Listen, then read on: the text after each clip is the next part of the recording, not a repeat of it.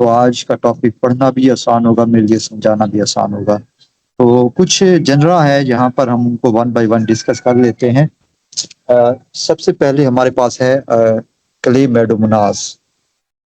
जो क्लेमेडोमोनास है ये तकरीबन उसी ग्रुप से ही बिलोंग करता है जिसमें हमारे पास वॉल्वॉक्स आता है। ये हमारे पास यूनिसेलुलर है, जबकि वॉल्वॉक्स हमारे पास कॉलोनियल ऑर्गेनाइजेशन में है। खैर, हम टॉपिक स्टार्ट करते हैं। क्लेमेडोमोनास से थोड़ा जल्दी इसको कंप्लीट करने की कोशिश करेंगे। फ्रेश वाटर में है और फ्री स्विमिंग है। इसका सेल सबसे पहले समझ लेंगे, इसके सेल में क्या कुछ मौजूद है। सबसे बाहर सेल वॉल मौजूद होती है। उसके बाद जहाँ पे साइटोप्लाज्म लिखा हुआ है, आपको पता चल रहा होगा कि साइटोप्लाज्म पेरिफेरल इन पोजीशन में होता है। सेंटर में क्या मौजूद है? सेंटर में हमारे पास कप शेप क्लोरोप्लास्ट मौजूद है। Cup shape chloroplast. उसके अलावा क्लोरोप्लास्ट के अंदर क्या मौजूद है? पायरिनाइड मौजूद है। पायरिनाइड कैसे स्ट्रक्चर हैं? प्रोटीनेशियस होते हैं। इनका काम स्टोरेज ऑफ स्टार्च है। इसके अलावा कुछ और ऑर्गेनेल्स हैं। न्यूक्लियस आपको दिखाई दे रहा है। क्लोरोप्लास्ट के अंदर आई स्पॉट आपको दिखाई दे रहा है। इस आई स्पॉट का काम क्या होता है? ये लाइट को जिसे आप कहते हैं सेंस करता है, और जानदार जो है वो मीडियम लाइट की तरफ मूव करता है। इस आई स्पॉट की मदद से लाइट इंटेंसिटी को डिटेक्ट करने के बाद मीडियम लाइट इंटेंसिटी में मूव करेगा ताकि प्रॉपर फोटोसिंथेसिस कर सके। कंट्रैक्टाइल वैक्यूल, ये बहुत सारे प्रोटिस्ट है, उनका करेक्टर होता है, उनके पास कंट्रैक्टाइल वैक्यूल होते हैं जिनकी मदद से वो एक्स्ट्रा वाटर को अपने सेल से बाहर रिमूव करते हैं। फ्लैजेला मौजूद हैं, और फ्लैजेला जो है वो आपस में कुछ हद तक लिंक है बेसल बॉडी की मदद से। बेसल बॉडी का काम क्या होता है? यहाँ से फ्लैजेला ओरिजिनेट करते हैं। इसके अलावा बेसल बॉडी फ्लैजेला की मूवमेंट में भी हेल्प करते हैं। तो ये तमाम करैक्टर जो शायद नेक्स्ट लिखे होंगे वो मैंने आपको इसी डायग्राम में ही बता दिए हैं, समझा दिए हैं। हाँ, फ्लैजेला के वाले से मजीद एक बात कहूँगा कि फ्लैजेला जो है ये आपको वाइप्लैश फ्लैजेला जो है ये हमारे पास मौजूद हैं, और इनकी टाइप्स हैं जैसा कि आपको टिन सेल बताया था, वाइप्लैश बताया था। ये वाइप्लैश टाइप ऑफ फ्लैजेला है। स्क्रीन दोबारा से गायब हो गई है, आप उसको जरा शो करें। मैं इनको कुछ करैक्टर ज़बानी ही बता देता हूँ। अच्छा, इसके बाद मजीद ये है कि आइस पार्ट हो गया, फ्लैजेला हो गया। एक और करैक्टर है पाल्मेला स्टेज। तो एग्जामिनेशन पॉइंट ऑफ व्यू से बहुत इंपॉर्टेंट है, टेस्ट के हिसाब से भी और इंटरव्यू के हिसाब से भी, कि आपसे पूछा जाता है पाल्मेला स्टेज कौन सी है। बाज़ औक़ात ऐसा होता है कि जो मोटाइल सेल्स होते हैं, ठीक है, जैसे कि आपने फ्लैजेला में जब देखा पता चल गया कि मोटाइल सेल है, वो क्या करते हैं? वो एक रेस्टिंग स्टेज में आ जाते हैं, अपने फ्लैजेला को लूज कर देते हैं। ये कब होगा? देखिए, ये उस वक्त होगा जब हम कहते हैं कि जानदार एक सेमी एरिड कंडीशन में मौजूद होगा, या सॉइल के अंदर मौजूद होगा जहाँ पे वाटर है, सॉइल है, ऐसे रीजन में मौजूद होगा। तो तब फ्लैजेला को गिरा देते हैं, और प्रोटोप्लास्ट जो है इसका वो क्या करता है? डिवाइड करता है। मतलब 1 से 2, 2 से 4, 4 से 8 सेल बनाता है। एक पेरेंट सेल के अंदर आप अंडरस्टैंड कर सकते हैं कुछ आप कह सकते हैं कि डॉटर कॉलोनीज बनना शुरू हो जाती हैं, और ऐसी कॉलोनीज जिनके अंदर अब फ्लैजेला की डेवलपमेंट होनी चाहिए थी, लेकिन उनके पास फ्लैजेला मौजूद नहीं होते। क्यों? क्योंकि कंडीशन जो है वो बाहर हार्श है। मैं इसको एक बार रिपीट करना चाहूँगा। पाल्मेला स्टेज का काम क्या है? ये बेसिकली, जैसा कि आपको मैं पहले बता चुका हूँ, पेरिनेशन। ये पेरिनेशन के लिए यूज़ होते हैं जब एनवायरमेंटल कंडीशन हार्श होती है। तो ऐसी सूरत में जो एक सिंगल सेल है उसका प्रोटोप्लास्ट डिवाइड और रीडिवाइड करता है, बहुत सारे सेल्स की कॉलोनीज बन जाती है, और यही आप कहते हैं कि जो डॉटर कॉलोनीज है वो अपने साइज में भी इजाफा करती हैं, लेकिन अभी तक ये मूव नहीं कर पाएंगे। क्यों? क्योंकि इनके पास स्टिल फ्लैजेला मौजूद नहीं होते। हाँ, जब कंडीशन फेवरेबल होगी तब हम कहते हैं कि जो आउटर मेम्ब्रेन है वो रप्चर होगी, और जो डॉटर कॉलोनीज है ये यहाँ से बाहर जो है वो मूव करती है। Sexual reproduction isogamous type of sexual reproduction है। जो क्वेश्चन आता है, आपसे पूछा जाता है पाल्मेला स्टेज कौन सी एलजी में है, तो आपको पता होना चाहिए कि ये क्लेमाइडोमोनास में मौजूद होती है। और सेक्सुअल रिप्रोडक्शन आइसोगेमी से मुराद ये है कि दोनों गैमीट्स जो है वो एक जैसे होंगे, बिहेवियर के हिसाब से भी और स्ट्रक्चर के हिसाब से भी। बिहेवियर के हिसाब से एक जैसे कैसे होंगे कि दोनों आप कह सकते हैं, जैसे कि आपको क्लेमाइडोमोनास आपने देखा, ऐसे ही दो सेल होंगे जो दोनों ही मूव कर सकते होंगे और दोनों का स्ट्रक्चर साइज क्या होगा, एक जैसा होगा। आपस में फ्यूज करेंगे, साइटोप्लाज्म फ्यूज करेगा, न्यूक्लियस फ्यूज करेगा, जाइगोट बनेगा और उसके बाद वो फर्दर डिवाइड करेगा और हम कहते हैं कि नए सेल बनेंगे। अब नेक्स्ट पेज पे जाइएगा जरा।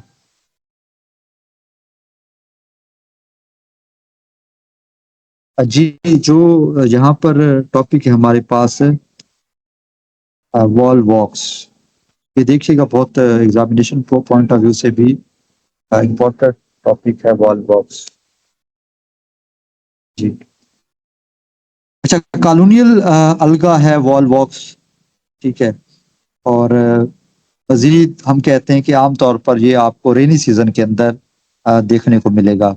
इसके अंदर जो कॉलोनीज होती है उनको हम नाम देते हैं सिनोबियम का। सिनोबियम क्या होता है? आप ये कह सकते हैं कि एक ऐसी कॉलोनी जिसके अंदर डेफिनेट नंबर ऑफ सेल मौजूद होते हैं और उन उसका कॉलोनी को एक मेम्ब्रेन जो है वो एक कॉमन मेम्ब्रेन उनको सराउंड कर रही होती है। तो इसके लिए टर्म जो है वो सिनोबियम की यूज करते हैं।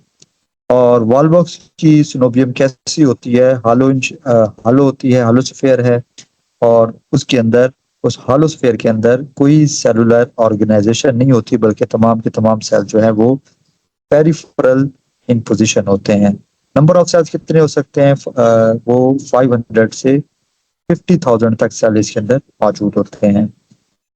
और कॉलोनी आपको बता दी है कि मोटाइल होती है, और हर एक सेल, कॉलोनी में हर एक सेल के पास क्या मौजूद होते हैं? सेम जैसे कि आपने क्लेमाइडोमोनास के बारे में पढ़ा, कंट्रैक्टाइल वैक्यूल मौजूद होंगे और हर सेल के पास टू फ्लैजेला, वाइटलेस टाइप फ्लैजेला मौजूद होंगे और सेल के अंदर कप शेप क्लोरोप्लास्ट भी मौजूद होता है। इसके बाद हम ये देखते हैं कि इनमें मजीद आप ये कह सकते हैं कि सेल्स जो है वो क्लस्टर की सूरत में इकट्ठे तो मौजूद हैं, लेकिन उनके अंदर किसी तरह से रेस्पिरेशन में या कोई और किसी और फंक्शन में कोऑर्डिनेशन मौजूद नहीं होती। कोऑर्डिनेशन सिर्फ एक काम में है, मूवमेंट में। मतलब तमाम सेल्स के फ्लैजेला जो है वो इकट्ठे ही आप कह सकते हैं कि साइमल्टेनियसली कंट्रैक्ट करते हैं या मूव करवाते हैं जानदार को, कॉलोनी को किसी भी डायरेक्शन में। इसमें हम मजीद ये देख लेते हैं कि जो रिप्रोडक्शन है वो एसेक्सुअल रिप्रोडक्शन होती है, कैसे होती है। अब कॉलोनी में जो पोस्टीरियर साइड पे देखिएगा, कॉलोनी के दो एंड होते हैं, एक इंटीरियर होता है और दूसरा पोस्टीरियर होता है। मतलब जब ये कॉलोनी मूव करती है वाटर के अंदर, आप इसको समझिएगा कि ये बॉल की शेप में मूव नहीं करती। मतलब अगर आप बॉल फेंकते हैं तो बॉल क्या करती है, फॉरवर्ड डायरेक्शन में क्या करती है, और रिवॉल्व करना शुरू करती है। जिस डायरेक्शन में आप बॉल को फेंकते हैं उसी डायरेक्शन में वो रिवॉल्व करना शुरू करती है। उसका कोई इंटीरियर या पोस्टीरियर एंड नहीं होता। लेकिन इस कॉलोनी में आप इसको समझ सकते हैं कि वो अपने एक्सिस के गिर्द इस तरीके से मूव करती है कि हमेशा एक एंड क्या होगा, इसका फॉरवर्ड होगा या इंटीरियर होगा, जबकि दूसरा एंड जो है वो पोस्टीरियर होगा।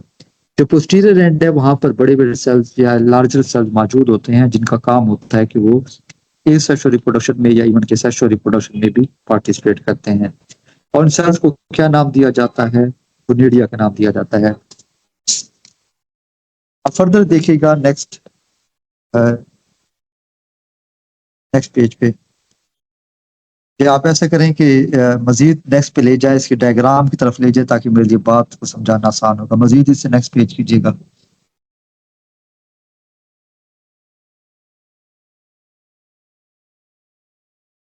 जी, नेक्स्ट पेज, जो डायग्राम वाला पेज है वो लेकर आए। जी से नेक्स्ट पेज।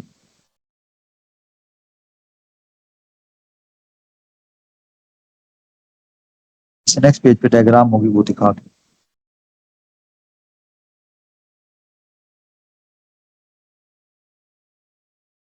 डायग्राम वाला पेज आपने शो कर दी है।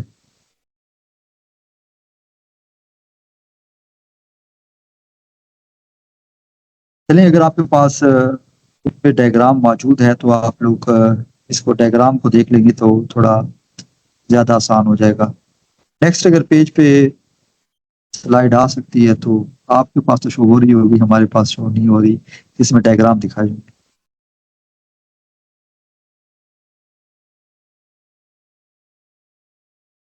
हाँ सलीम, डायग्राम वाली स्लाइड शो की हुई है आपने?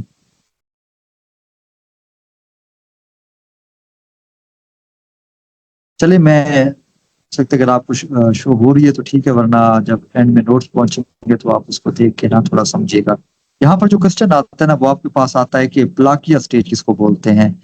जो प्लाकिया स्टेज है, आप इसको थोड़ा समझिएगा कि जब भी किसी जो पेरेंट सेल है उसके अंदर मौजूद प्रोटोप्लास्ट, देखिए एक सेल के अंदर मौजूद जो प्रोटोप्लास्ट होगा वो लॉन्गिट्यूडली डिवाइड करेगा अलोंग द लेंथ, जिसकी वजह से सेल जो है एक ही प्लेन में डिवाइड करेगा। तो सेल जो है तमाम के तमाम 1 से 2 बनेंगे, 2 से 4, 4 से 8, 8 सेल जो कि एक ही रो में कर्व शेप रो में मौजूद होते हैं, उसको हम नाम देते हैं प्लाकिया स्टेज।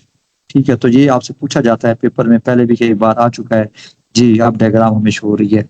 तो पेपर में पूछा जाता है कि प्लाकिया स्टेज क्या है। यहाँ पे डायग्राम ई के अंदर आप देखिएगा, सेल काउंट कर सकते हैं 1 2 3 4 5 6 7 8, मतलब एक ही सेल है जिसके अंदर प्रोटोप्लास्ट ने डिवाइड किया, 1 से 2 बनाए, 2 से 4, 4 से 8।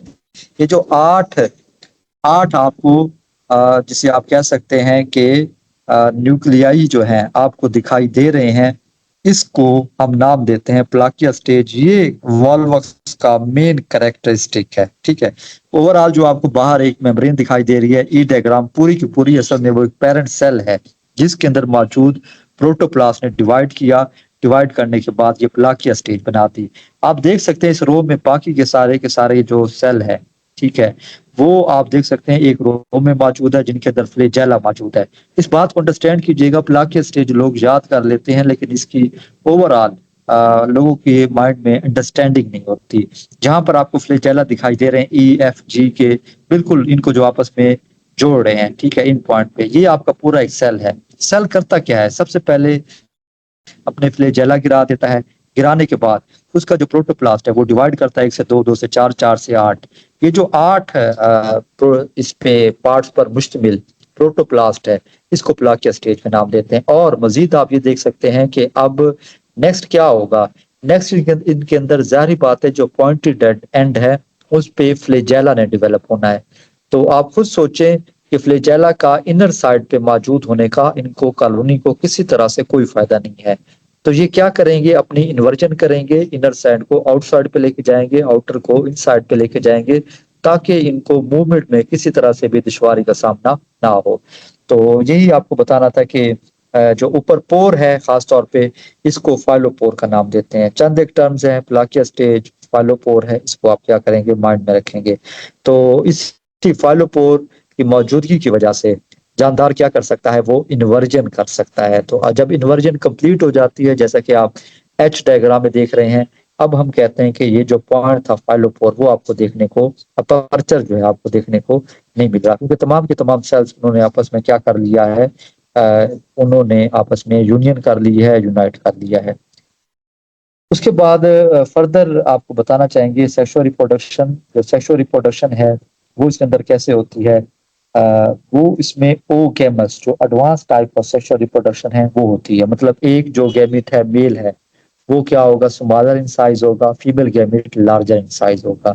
जो मेल गैमेट है वो मोटाइल होगा, जबकि फीमेल गैमेट जो है वो इसमें हमेशा सेसाइल होगा। तो फ्यूज करेंगे, कैसे फ्यूज करेंगे, फिर वही बताना चाहूंगा कि जो एक पेरेंट सेल है उसके अंदर मौजूद प्रोटोप्लास्ट डिवाइड करता है 1 से 2, 2 से 4, 8, 16, 32, 64 और 128।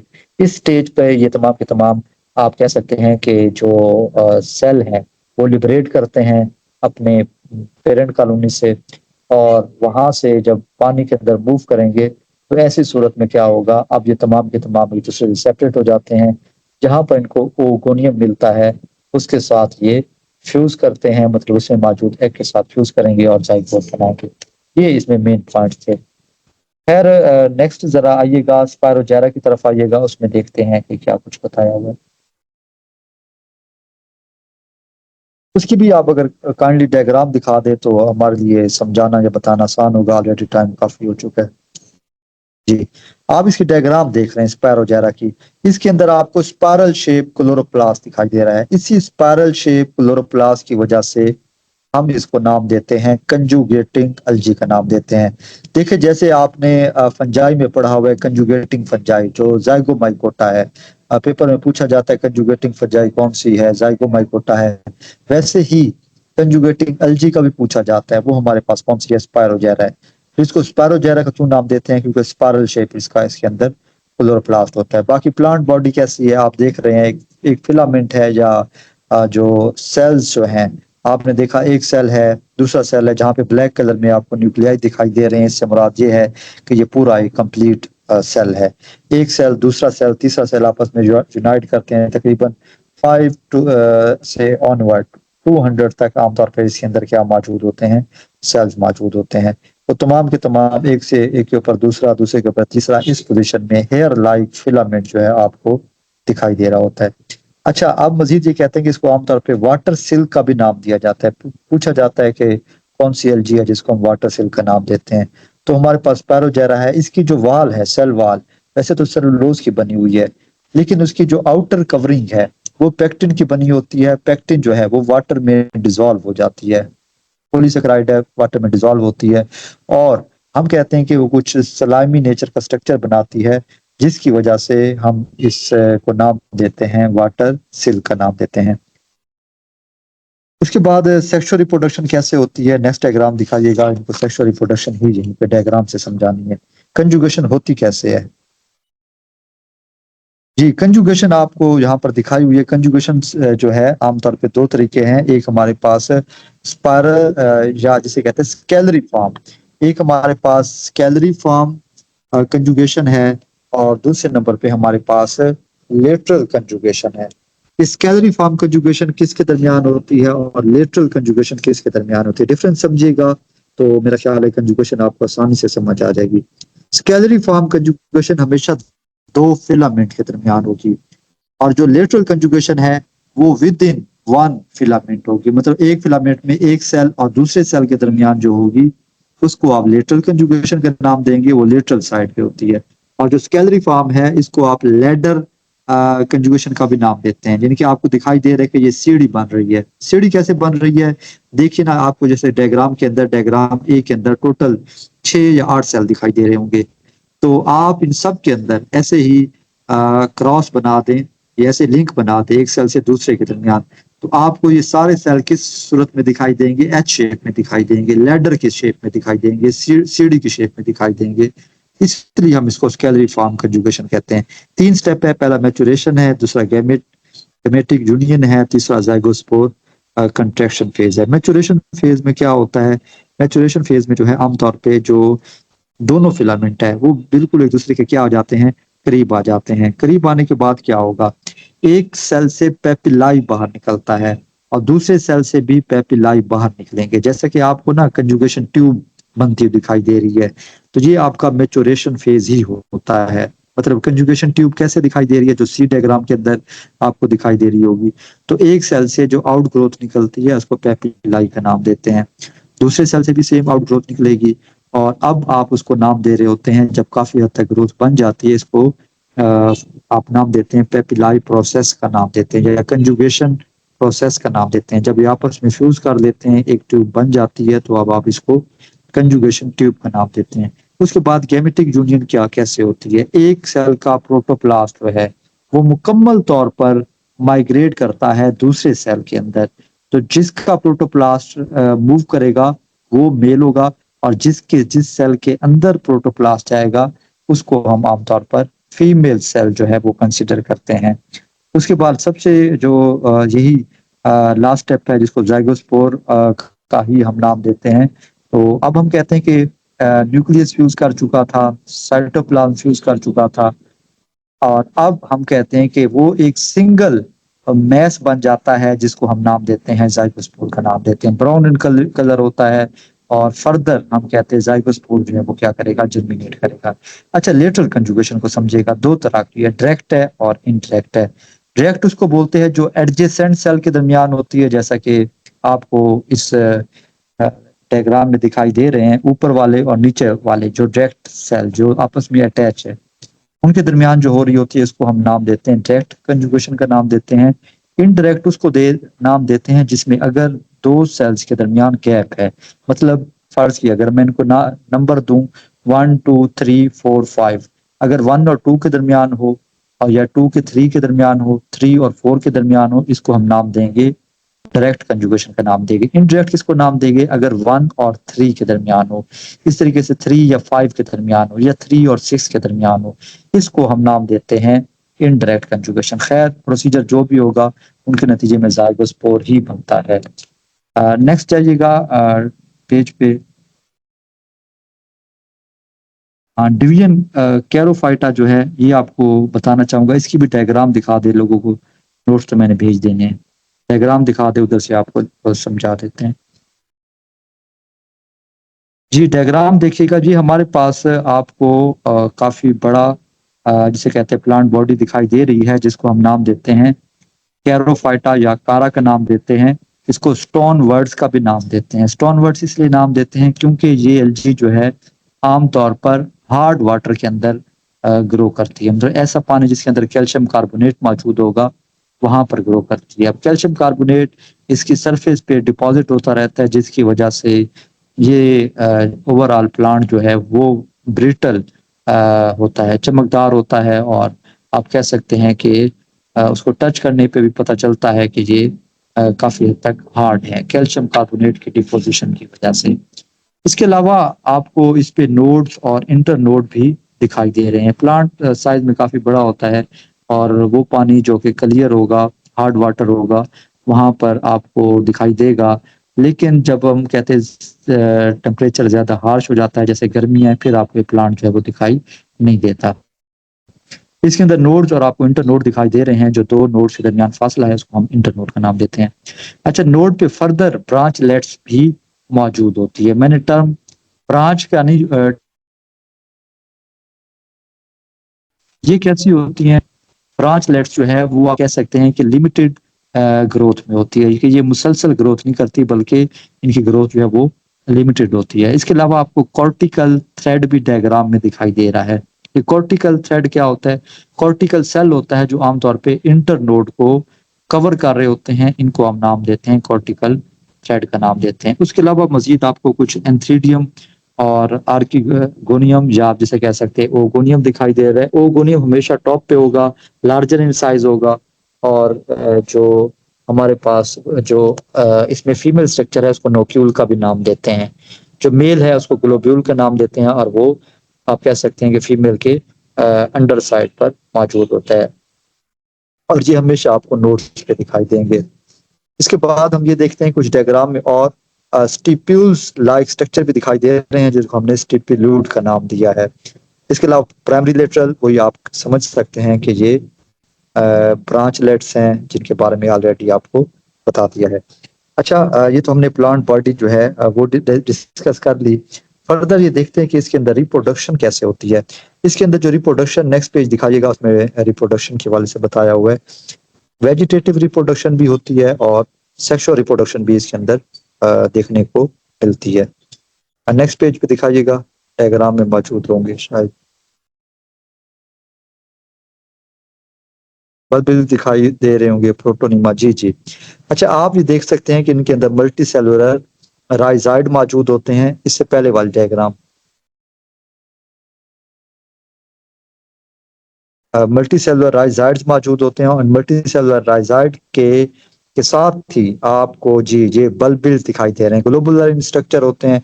अगर ये क्लस्टर की सूरत में मौजूद हो तो फिर हम अमार्फस बल्बिल का नाम देते हैं।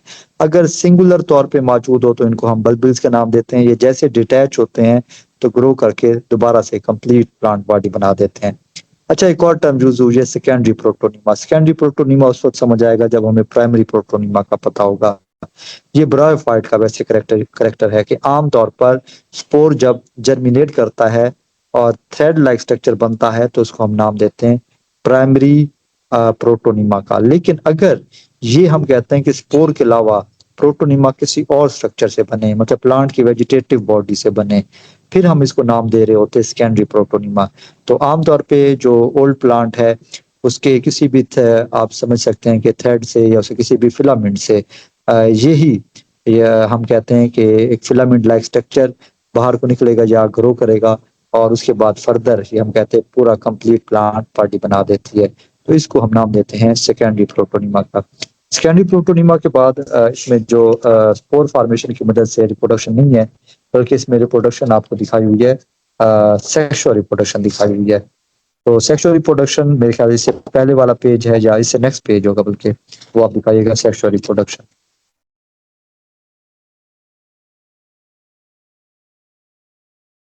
जी, यहाँ पर आप देख सकते हैं। पहले मैं आपको ना इसके बारे में नोक्यूल के बारे में बताऊंगा, उसके बाद पहले बल्कि आपको ग्लोब्यूल के बारे में बताऊंगा और उसके बाद मैं आपको नोक्यूल के बारे में बताऊंगा। यहाँ से देखें, एलजी की मैंने आपसे पहले कहा था कुछ एलजी ऐसी है जिसकी एनाटॉमी आपको याद करनी पड़ेगी, वो आपसे टेस्ट में पूछ ली जाती है।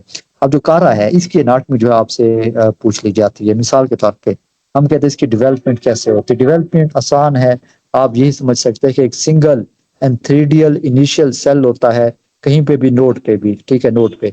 तो वो क्या करता है, डिवाइड और रीडिवाइड करके पूरा ये ग्लोब्यूल बनाता है। होता क्या है, हम कहते हैं सिंगल एंथ्रीडियल इनिशियल है, वो जब डिवाइड करता है, एक तो आपको पेडिसल दिखाई दे रहा है डायग्राम में, एक पेडिसल दिखाई देगा और दूसरा आपको एंथ्रीडियल मदर सेल दिखाई देगा। अब जो एंथ्रीडियल मदर सेल है वो डिवाइड करता है, डिवाइड करने के बाद एक से दो सेल, दो से चार, चार से आठ, उसके बाद सिंगल टायर ऑफ सेल होता है, डबल टायर, फिर थ्री टायर ऑफ सेल।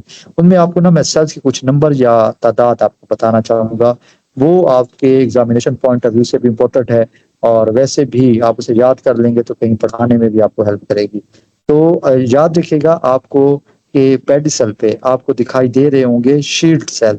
जो शील्ड सेल हैं डायग्राम में आपको दिखाई दे रहे होंगे, इनकी तादाद जो है वो 8 होती है। 8 जो है शील्ड सेल मौजूद होते हैं। फिर हर एक शील्ड सेल से क्या निकलते हैं, मेनोब्रियम सेल्स आपको दिखाई दे रहे होंगे, यहाँ डायग्राम में लिखा होगा मेनोब्रियम।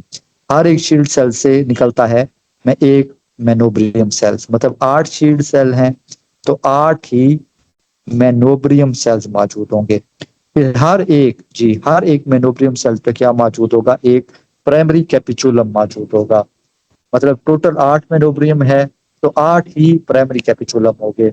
यहाँ तक अरेंजमेंट तो सीधी थी। आगे देखिएगा कि हर एक प्राइमरी कैपिचुलम से 6 सेकेंडरी कैपिचुलम निकलते हैं। मतलब हमारे पास प्राइमरी कैपिचुलम कितने हैं, 8 है, तो 1 से 8 निकलेंगे, 1 से 6 निकलेंगे तो 8 को आप 6 से मल्टीप्लाई कर सकते हैं, तो आप अच्छे से समझ सकते हैं कि 48 आपको सेकेंडरी कैपिचुलम दिखाई देंगे। अब इसी सेकेंडरी कैपिचुलम पे क्या मौजूद होता है, इस पे मौजूद होता है एंथ्रीडियल फिलामेंट मौजूद होता है। इस फिलामेंट में 5 से 200 तक स्पर्म मदर सेल मौजूद होते हैं और हर एक स्पर्म मदर सेल क्या करेगा, फर्दर उसने स्पर्म बनाना है। तो इस हिसाब से आप देख सकते हैं कि टोटल कितने स्पर्म बन सकते हैं। मतलब डायग्राम में आपसे तादाद पूछी जा सकती है, 8 शील्ड सेल्स होते हैं, 8 मेनोब्रियम है, 8 प्राइमरी कैपिचुलम है और उससे फर्दर हर एक से 6 सेकेंडरी कैपिचुलम निकलते हैं। उस पे एंथ्रीडियल फिलामेंट होता है जिसके अंदर एंथ्रोजाइड होते हैं। नोक्यूल की तरफ आ जाए, नोक्यूल के एमसीक्यूज मैंने खुद डायग्राम में भी यानी कि पेपर में भी देख चुका हूँ कि वहां पे पेपर में पूछे जाते हैं। नेक्स्ट डायग्राम नोक्यूल की शेयर कीजिएगा। नोक्यूल जो है वो हम देखते हैं ग्लोब्यूल के ऊपर मौजूद होता है और आप इसे शेप भी देख सकते हैं, तकरीबन आप कह सकते हैं कि सुराही की शेप में ही आपको दिखाई देता है। अच्छा, अब यहाँ पर क्या होता है, यहाँ पर सबसे ऊपर आपको कोरोना सेल दिखाई दे रहे हैं। इनकी तादाद कितनी होती है, 5 होती है। जो कारा है इसके अंदर कोरोना की तादाद 5 सेल्स होती है और इसको क्राउन भी बोलते हैं। जो इसी का दूसरा मेंबर है इसी फैमिली का, नाइटेला, उसके अंदर जो क्राउन ऑफ सेल्स हैं उनकी तादाद 10 होती है। उसके बाद ट्यूब सेल दिखाई दे रहे हैं, ये भी 5 इन नंबर होते हैं। और ट्यूब सेल के अलावा आपको फर्दर दिखाई दे रहा होगा स्टार्क सेल दिखाई दे रहा है, ठीक है, पेडिसल दिखाई दे रहा है और सेंट्रल सेल दिखाई दे रहा है। जो स्टार्क सेल है, इसने फर्दर डिवाइड करके बॉडी सेल बनाना होता है और इसी के अंदर क्या बनेगा, एग बनेगा। खैर, जब फर्टिलाइजेशन होती है तो उस वक्त जो ट्यूब सेल्स है, इन्हीं के दरमियान क्या होते हैं, 5 ट्यूब सेल्स है तो इनके दरमियान आप कह सकते हैं स्लिट या स्पोर बन जाते हैं, पोर बन जाते हैं, और स्पर्म जो है इधर से मूव करते अंदर आएंगे और बेस पे बिल्कुल एक एग सेल मौजूद होगा जिसको क्या किया जाता है, फर्टिलाइज किया जाता है। तो ये हमारे पास इस तरीके से हमने कहा इसकी फर्टिलाइजेशन कंप्लीट होती है। जो नोक्यूल है उसमें कोरोना मौजूद है और बेसिकली हमारे पास इसके अंदर 5 जो है वो जिसे कहते हैं जैकेट सेल या ट्यूब सेल बोलते हैं, और 5 ये कोरोना सेल्स होते हैं जो किससे बनते हैं, शीथ शीथ सेल से बनते हैं। तो यहाँ पर हमारा ये टॉपिक कंप्लीट हो जाता है। आज आपसे कहा था कि हम क्या करेंगे, ग्रीन एलजी को पढ़ेंगे और यहाँ तक इसको कंप्लीट किया है। इसमें कोई क्वेश्चन है आपका तो आप क्या कर सकते हैं, वो आस्क कर सकते हैं। बाकी आपको बता दिए कि कौन सी बातें आपके लिए एग्जामिनेशन पॉइंट ऑफ व्यू से इम्पोर्टेंट है, और इसके अलावा आपने अगर किसको पढ़ाना है तो इसके नोट्स कैसे बनाने हैं। यहाँ पे आपको डायग्राम से इसलिए समझाया है कि आपने कहीं भी पढ़ाना है तो आपने ओवरऑल डायग्राम से पढ़ाना होता है। बाकी जो उसका डाटा है वो भी आपको शेयर कर दिया जाएगा, तो आप उसमें देख सकेंगे कि किस तरीके से आपको आपने ओवरऑल इस टॉपिक को याद करने कौन कौन से पॉइंट्स है जहाँ पे। ये कोई क्वेश्चन है तो ठीक है, वरना इसको क्या कर देते हैं, क्लोज कर देते हैं, और मजीद कोई क्वेश्चन हुआ तो उसको हम